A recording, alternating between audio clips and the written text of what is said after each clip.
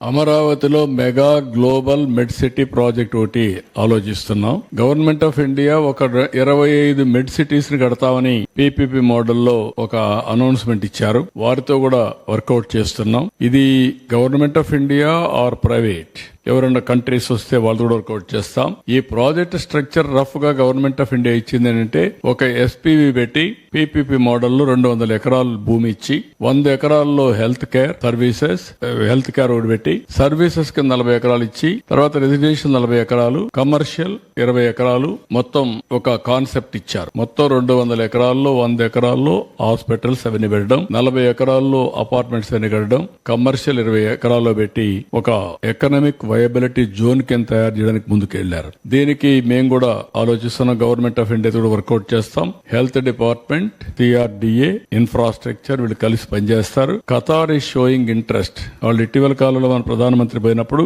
$10 billion ఖర్చు పెడతామని చెప్పి ముందుకు వచ్చారు. వాళ్ళతో కూడా వర్కౌట్ చేస్తున్నాం. వాళ్ళు ముందుకు వస్తే వాళ్ళు కూడా తీసుకుంటాం. వే ఫార్వర్డ్ లో గవర్నమెంట్ ఆఫ్ ఇండియాతో మాట్లాడతాం. ఇదైతే one of the best area కింద వీఆర్ క్రియేటింగ్ హెల్త్ సిటీ పెట్టాం మనం. ఆ హెల్త్ సిటీలో భాగంగా పీపీపీ మోడల్లో ఒక మెడ్ సిటీ కింద ఒక సిటీని ఏర్పాటు చేస్తాం. Best hospitals. ఇది రేపు రాబోయే రోజుల్లో హెల్త్ టూరిజం కూడా ప్రమోట్ చేస్తుంది.